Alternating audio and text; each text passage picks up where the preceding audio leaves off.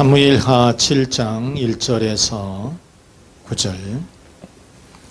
여호와께서 주의 모든 원수를 무찌르사 왕으로 궁에 평안히 살게 하신 때에 왕이 선지자 나단에게 이르되 볼지어다 나는 백향목 궁에 살거늘 하나님의 괴는 휘장 가운데에 있도다. 나단이 왕께 아뢰되 여호와께서 왕과 함께 계시니 마음에 있는 모든 것을 행하소서 하니라.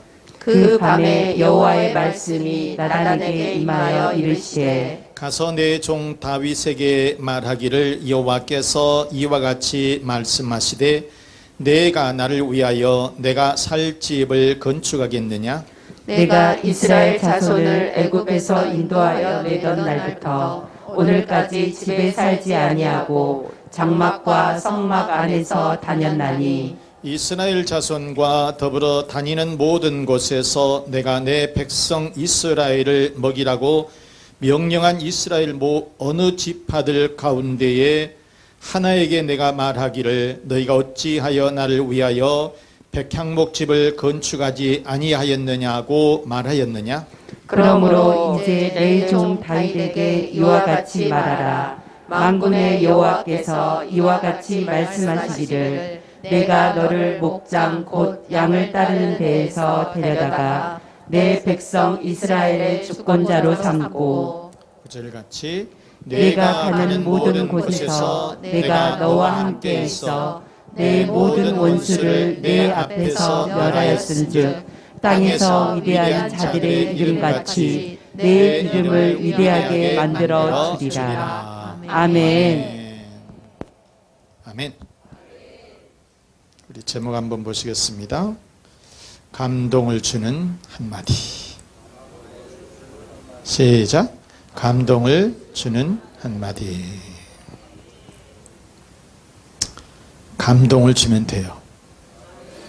감동을 주면 돼. 감동을 주면 돼. 여러분. 다윗을 괴롭히던 이 사울 왕이 죽었습니다. 그래서 드디어 이제 이 다윗이 이스라엘의 왕이 되었어요. 다윗이 왕이 되자 변방에 방치되어 있었던 이 법궤를 예루살렘 성으로 모셔왔죠. 그래서 이스라엘과 이 다윗의 나라가 아주 평안해졌습니다. 나라가 굉장히 평안해져요. 전쟁도 없고 아주 나라가 평안해졌어요. 이렇게 나라는 평안해졌는데 그런데 다윗의 마음 한켠에는 무엇인가 걸리는 게 있었어요. 그것은 아직 법궤가 예루살렘 성에 들어오기는 했지만은 천막에 그대로 모셔져 있다는 사실이에요. 변방에 있는 이런 이 하나님의 궤, 이 법궤가 예루살렘에까지는 모셔지기는 했어요. 그런데 문제는 뭐냐면 이 법궤가 천막에 지금도 있다는 거예요. 그것이 굉장히 이 다윗의 마음 한켠에는 굉장히 걸린 거예요. 그래서 다윗은 나단 선지자를 불러다가 2절 말씀해 보시면 그겁니다. 나는 백향목 궁에 살거늘 하나님의 궤는 휘장 가운데 있도다. 나는 좋은 궁궐에 이렇게 살고 있는데 아직도 하나님의 법궤, 하나님의 궤는 천막 안에 계시는 것이 너무나도 마음 아프다. 너무나도 마음 아프다. 그런데 다윗의 이런 말을 들은 하나님은 어떻게 하셨느냐? 감동을 하신 겁니다. 바로 이 다윗의 이 말 한마디에 하나님은 크게 감동을 하신 거예요. 그러면 하나님은 다윗의 이 말을 들으시고 다윗에게 어떤 복을 주셨는가? 첫째, 다윗을 주권자로 삼아주시겠다 그랬어요. 뭐 하겠다고요? 다윗을 주권자로 삼아주시겠다. 주권자로 삼아주시겠다는 거예요. 주권자로. 여기서 우리가 8절 말씀해 보면 내가 너를 목장 곧 양을 따르는 데에서 데려다가 내 백성 이스라엘의 주권자로 삼고 이렇게 말씀을 했는데 바로 이것이 무슨 말이에요? 양치는 곧 목장에서 데려다가 내가 너를 이스라엘의 지도자로 삼아주겠다. 이스라엘의 왕으로 삼아주겠다. 여기서 이 주권자 나기드라고 하는 이 말씀은 무슨 뜻이냐면 통치자, 왕 그런 뜻입니다. 그러니까 저기 목동에서 양치는 그러한 곳에서 있는 너를 불러다가 데려다가 이스라엘의 왕자로 앉혀주겠다 그 말이에요. 얼마나 여러분 큰 겁니까? 실제로 다윗은 어떤 인물입니까? 예루살렘도 아니에요. 시골 베들레헴에서 살던 사람입니다. 그것도 이 베들레헴에서 큰 높은 자리에 있는 것도 아니고요. 그냥 이 양치는 목동에 불과했습니다. 형제들이 되게 많았어요. 8형제가 있었는데 그때 말했지요. 우리가 구약시대 때나 뭐 신약에도 마찬가지고 우리나라 조선시대 또 장자권이라고 하는 게. 그런데 다윗은 장자도 아니에요. 8번째 아들 중에서 막내입니다. 8형제 중에서 막내였단 말이에요. 양치는 목동. 오늘날로 얘기하면 무슨 말이에요? 시골 촌뜨기를 데려다가 왕으로 세워주겠다는 거예요. 여러분, 바로 그래서 그가 이스라엘의 왕이 되었다는 거예요. 한 나라의 통치자가 된 것이에요. 이것은 하나님이 이 다윗을 이스라엘의 주권자로 삼아 주셨기 때문이라는 거예요. 하나님께서 세워주셨다는 거예요, 여러분. 사랑하는 여러분, 하나님이 다윗을 이스라엘의 통치자로 세워주신 줄로 믿습니다. 이스라엘의 왕으로 세워주신 줄로 믿습니다. 자, 모세를 보시면은요, 이집트의 바로왕 시대에 태어난 사람입니다. 그때 당시에 모세가 태어날 때에 이집트의 바로왕은 굉장히 잔인했습니다. 그래서 유대 남자 아이들이 태어나면은 현장에서 죽여라. 태어날 때 죽이라 그랬어요. 이게 잘 안 됐어요. 그래서 이번에는 그 아이들을 유대 남자 아이들이 태어나면 나일강에다가 아예 버리라고 그랬습니다. 나일강에다가 아예 빠뜨리라고 하는 것입니다. 바로 그런 시대에 모세가 태어난 거예요. 살 수 없는 상황이었잖아요. 살 수 없는 상황이에요.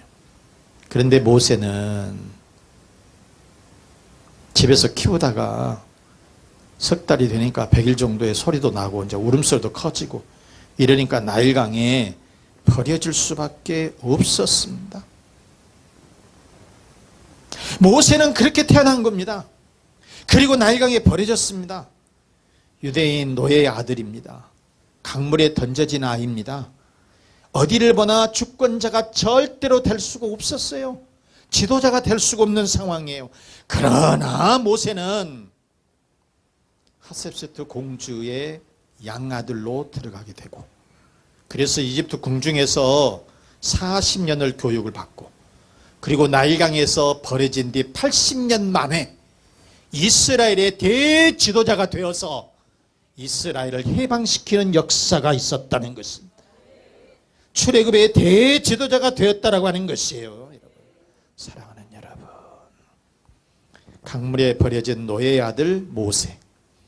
그러나 하나님이 사용하시니까 출애굽의 대지도자가 된 줄로 믿습니다. 또 여러분, 시골 목동의 막내 아들이었던 이 다윗, 그러나 하나님이 사용하시니까 이스라엘의 왕이 된 줄로 믿습니다. 이처럼 하나님은 다윗을 이스라엘의 통치자로 삼아주신 줄로 믿습니다.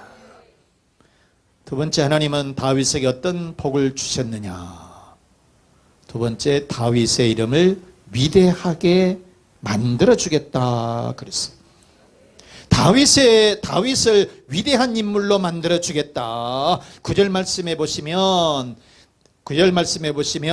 자, 땅에서 위대한 자들의 이름같이 내 이름을 어떻게 한다고요? 위대하게 만들어 주리라. 위대하게 만들어 주리라. 여러분, 위대하게 만들어 주리라. 이 말씀 무슨 말씀이에요? 다윗의 이름을 높여주겠다는 것입니다. 다윗의 이름을 높여주겠다. 명예를 높여주겠다. 여러분, 왕들이라 그래서 다 위대한 왕은 아니에요. 후세의 사람들이 위대한 왕, 훌륭한 왕, 나쁜 왕 이렇게 평가를 합니다. 우리의 조선시대 때 보더라도 훌륭한 왕 하게 되면 세종대왕이 있고 나쁜 왕 하게 되면 연산군이 있잖아요. 이렇습니다, 여러분. 그런데 하나님은 이 다윗을 훌륭한 왕으로 다윗의 이름을 높여주겠다. 여러분, 그거예요, 여러분. 하나님은 세상의 위대한 사람들의 이름처럼 그렇게 다윗의 이름을 위대하게 만들어 주겠다. 이렇게 말씀을 하시고 약속을 해 주셨다는 것입니다. 그런데 여러분, 이 약속대로 다윗은 이스라엘의 가장 훌륭한 왕으로, 가장 위대한 왕으로, 존경받는 왕으로 역사에 남는 줄로 믿습니다. 여러분, 무엇인가 우리의 이름이 남겨져야 돼요. 훌륭한 인물로 남겨져야 돼요. 나쁜 사람, 여러분, 우리나라에 건국에서 대통령들이 여러 명이 나왔습니다. 훌륭한 인물도 있지만은 나쁜 인물도 있습니다. 조선시대 또 마찬가지였겠지만은 여러분, 그 뒤에 이 대한민국이 건국이 돼가지고 훌륭한 대통령도 있었지만은 나쁜 대통령도 있었다니까요. 우리가 마가복음 14장에 보시면은 주님이 십자가에 이제 죽으시기 전에 베다니 나병 환자의 그러한 집에서 식사를 하고 계셨습니다. 식사를 하고 이렇게 계셨는데 그때 한 여인이 엄청 비싼 향유를 가지고 집에 들어옵니다. 그리고 그것을 깨뜨려서 예수님에게 부어드립니다. 예수님에게 부어드리고 자기의 머리카락을 가지고 예수님의 발을 씻겨드려요.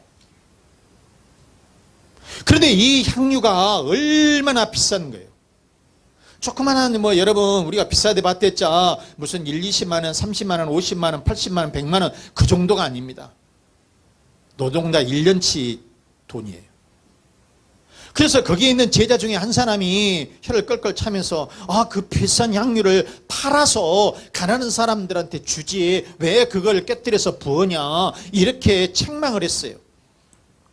그때 예수님이 말씀을 하십니다. 그 마리아를 칭찬하시면서 하시는 말씀, 마가복음 14장 9절 말씀에 보시면 내가 진실로 너희에게 이르노니 온 천하에 어디서든지 복음이 전파되는 곳에는 이 여자가 행한 일도 말하여 그를 기억하리라 하시니라. 이 여자가 행한 일을 사람들에게 전하라는 거예요. 바로 이것은 무슨 말이에요? 바로 우리 주님은 이 마리아를 높이 칭찬해 주셨다라고 하는 것입니다. 그래서 그의 이름을 전국 방방에 돌아다니면서 후세에 다니면서 이처럼 그 이름을 높여줘라 이렇게 말씀을 하셨다는 것입니다. 그래서 그 마리아의 이름이, 그 충성이, 그 봉사가 바로 우리 주님을 감동시키게 되었고 후세의 영원히 남게 되었다. 여러분, 사무엘상 그래서 2장 30절에 뭐라고 말씀을 하십니까? 그러므로 이스라엘의 하나님 나 여호와가 말하노라. 나를 존중히 여기는 자를 내가 존중히 여기고 나를 멸시하는 자를 내가 경멸하리라. 이렇게 말씀을 했어요. 여러분, 하나님을 존중히 여기면, 하나님을 감동시키면 하나님께서 우리의 이름을 높여주실 줄로 믿습니다. 여러분, 말 한마디가 천냥빚을 갚는다 그랬어요. 말 한마디가 주님의 마음을 감동시킨다 그 말이에요.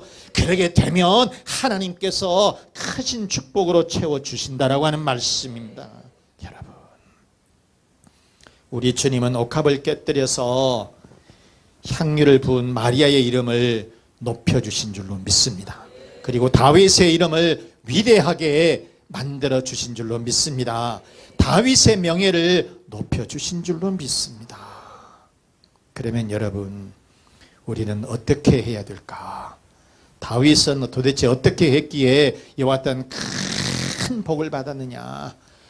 왕이 되는 축복, 그리고 그 왕 중에서도 가장 위대한 왕, 훌륭한 왕으로 이렇게 역사에 길이길이 남는 그런 훌륭한 인물이 되었는데, 도대체 이 다윗은 어떻게 했느냐?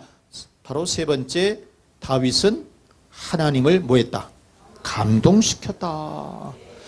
하나님을 감동시켰다. 따라서 우리들도 하나님을 감동시키면 돼요.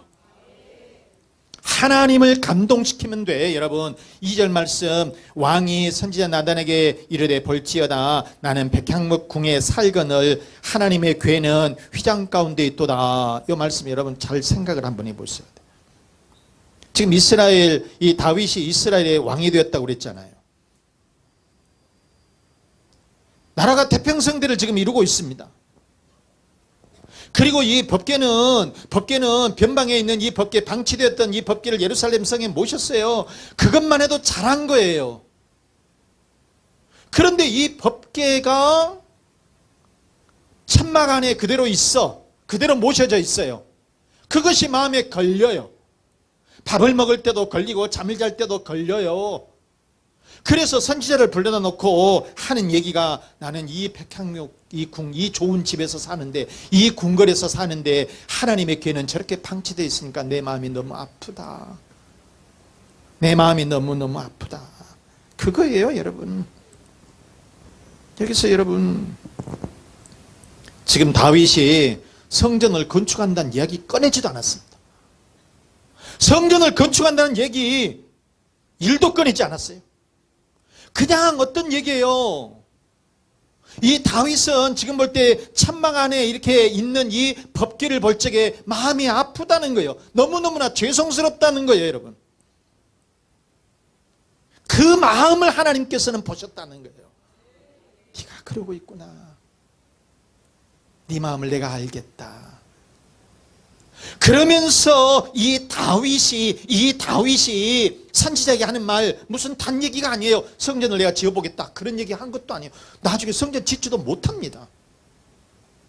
그런데 그 마음이에요. 그게 나는 백향목 궁에 살거늘, 좋은 궁전에 이렇게 살고 있는데 하나님의 궤는 저렇게 천막 안에 있다.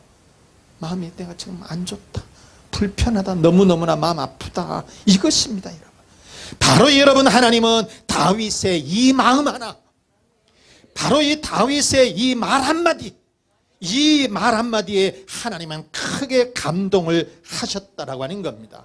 그래서 이렇게 큰 복을 내려주신 줄로 믿습니다. 여러분, 솔로몬 우리 잘 아시잖아요.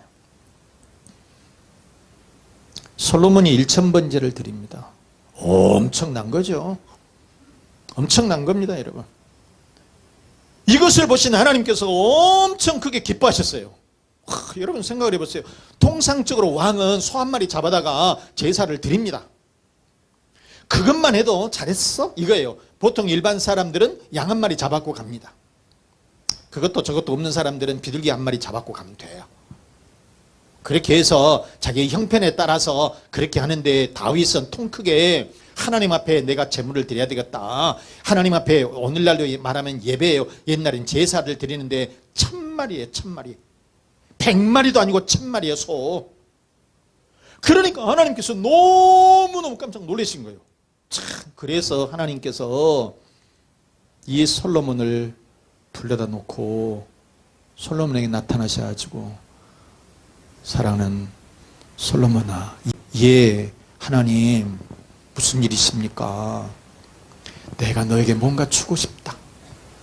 내가 너에게 뭔가 주고 싶다. 아니, 아니에요. 괜찮습니다. 그래도 내가 너에게 주고 싶다는 거예요. 여러분, 주고 싶잖아요. 이게 감동이 되면 주고 싶은 거잖아요. 그래서 이렇게 주고 싶다. 네가 한번 네 소원을 말해봐라. 그러니까 이 솔로몬이 또 하는 말이 뭐냐면, 이 나라를 크게 해주세요. 그런 얘기도 아니에요. 하나님, 제가 너무 참 부족합니다. 그러니까 이 나라를 다스리려고 하면 지혜가 있어야 될 것 같습니다. 하나님 지혜를 조금만 주시면 좋겠습니다. 이렇게 얘기한 거예요. 그러니까 하나님께서 그 말에, 이 솔로몬 말에 더 감동을 받은 거예요. 그래서 지혜를 내려주시는데요, 어떻게 내려주시느냐, 폭포수같이 쏟아져 버리는 거예요. 성경에 뭐라 그래요? 열왕기상 3장 12절 말씀, 내가 내 말대로 하여 내게 지혜롭고 총명한 마음을 주노니 내 앞에도 너와 같은 자가 없었거니와 내 뒤에도 너와 같은 자가 일어남이 없으리라. 이게 무슨 얘기예요? 하나님께서 지혜를 주시는데 조금 찔끔 주시는 것이 아니라 전무후무한 지혜, 엄청 큰 지혜. 너의 앞에도 이런 왕이 없었고 내 뒤에도 너와 같은 지혜가 있는 왕이 없을 것이다. 이와 같은 큰 지혜를 주시게 되었다. 그런 말씀인 거예요. 여러분, 2년 전에 실명을 거려놓아서 여러분 죄송합니다. 용서하시고 들으세요. 강현지 집사, 김원영 집사님 가정이 1호차를 봉헌을 했습니다. 그렇지 않아도 교회 차가 좀 오래돼서 저걸 바꿀까 이라고 마음먹고 있었는데 교회 차를 봉헌하겠다는 거예요. 그래서 그러시라고 그렇게 했는데 그 다음 하는 말, 집사님 아들 이 건이가 저 엄마 아빠한테 하는 말, 왜 차 한 대만 사요? 교회 차가 2대인데 2대 다 사세요. 이렇게 애기가 말을 한 거예요. 여러분, 그 애가 청년도 아니고 어른도 아니고 19살 고3 때입니다. 19살 고3 어린아이가 교회 무엇을 알고 있어요? 그런데 이왕에 하는 거 하나님 앞에 제대로 하세요. 엄마 아빠한테. 참, 여러분, 하나님은 이 어린아이의 말을 들어주셨다는 겁니다. 그게 무슨 얘기예요? 그 마음을 보셨다는 거예요. 그래서 나중에 대학을 진학을 하는데 원서를 6개를 냈는데 6개 대학 다 붙었습니다. 그리고 최종적으로 인하대학교에 진학을 하게 됩니다. 하나님께서 해주신 겁니다, 여러분. 여러분, 바로 이 하나님이 이 어린아이의 마음을 보시고 축복해 주셨다는 것입니다. 어린아이의 이 한마디, 우리가 하나님 앞에 드려지는 이 어린 마음, 우리가 조그맣게 이 여러분 쓰레기 하나를 줍더라도 그 마음을 하나님께서는 보신다는 것입니다. 사랑하는 여러분, 하나님은 다윗의 마음을 보신 줄로 믿습니다. 그리고 다윗의 말 한마디에 감동을 하신 줄로 믿습니다. 그래서 다윗을 이스라엘의 지도자로 세워주시고 그리고 그의 이름을 위대하게 만들어 주신 줄로 믿습니다. 사랑하는 교우 여러분, 말씀 마치겠습니다. 우리들도 하나님을 감동시켜 보십시다. 하나님을 감동시키는 마음, 하나님을 감동시키는 말 한마디, 그래서 다윗과 같은 큰 축복이 여러분의 가정마다, 여러분의 자녀들마다, 그리고 여러분의 일터마다 있으시기를 주 예수 그리스도의 이름으로 축원합니다. 축원합니다. 우리 기도하겠습니다. 하나님은 우리를 지도자로 삼아주시고 우리의 이름을 높여주심을 깨닫게 해 주옵소서. 우리는 조그만 것에 하나님을 감동시키는 그러한 저희들이 되게 해 주옵소서. 우리의 가정에 평안을 주시고 자녀의 앞길을 인도해 주시고 건강의 복으로 채워주시고 사업과 직장의 복으로 채워주옵소서. 번성시켜 주옵소서. 우리 다 같이 기도드리겠습니다.